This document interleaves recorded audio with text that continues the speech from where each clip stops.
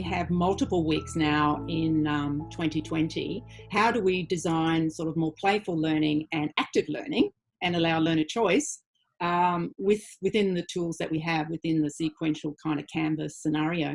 So basically, this is a lot more sequential in 2020. I'll just open this link in a new tab and show you the home page. So instead of this kind of Tetris-like choose your own adventure type style, this is a lot more linear. In this, these are mapped to weeks, and students can actually choose to go to any particular week they want. But again, the design challenge there was that the unit of study coordinator releases his content and his activities week by week in a very staged way.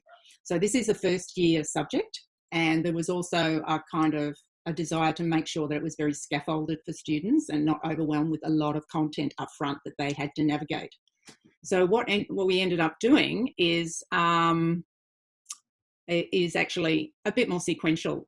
So if I just go here, for example, it will take you to the front page. And as COVID hit as well, we got a little bit more gritty with our videos as well. They're not quite as high production values, etc. The same principles though, the students still loved having the captioning and being able to get a welcome from the teacher week by week. And we were very conscious of importing, or actually embedding, I should say, tools that would allow students to compare their answers to others. So this is like a little social polling tool. You can see that there are 1,077 votes there. So it's low stakes, so people are more likely to actually engage with it, I think. I think actually this one the idea was relating it back to students, first year students, sustainability. It is a topic, but again, trying to link that into their personal experience so that they've got something to build upon. And we tried to link it into the experience of being a student at the business school as well. And I'll take you through a few more pages and then we'll just pause, I guess, to talk about it a bit more. So again, that idea of the implications for business, tying it back always to the personal, the professional, and actually the educational, to link those worlds. This is a discussion that's quite interesting, actually. It's a topical kind of subject, I suppose.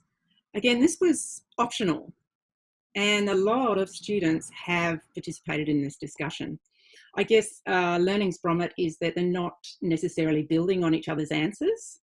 There are a lot of people actually lurking and just viewing posts, but they're also kind of engaging, liking posts. This discussion forum is set up so that the discussion post with the most, it's ordered by the amount of likes, the number of likes. So this Phil has got some good cred here. And if you can see underneath, it's good to see students are actually linking it to case studies and providing more information to students. So quite a lot of good engagement there. Again, really trying to link it back to the real world.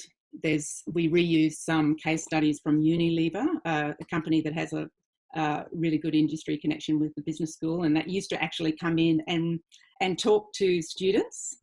Part of the plans for this semester was to actually have redesign a whole tutorial around this, and in the end, because of the COVID restrictions, etc., that didn't come off. But the idea of actually industry expertise and industry kind of engagement in the unit has been really important. So just really quickly, because I feel like I'm talking a lot here rather than showing you. So for example, with these videos too, it was really important to sort of put some kind of activity with it so that students could make sense of it or just check their own understanding with it. And especially for students who English is a second language, it's really helpful to have summary statements. And these kinds of activities, we know from the stats, have been pretty well received. Again, we're sort of, what page are we up to? We're about halfway through, so I'll speed up the parts that we may have already covered. Just this one is a kind of an important one, I think, is visual. We all know visual information is kind of absorbed faster in some ways. So a lot of the work about this information engagement was really chunking and rethinking the content as it was presented in lectures.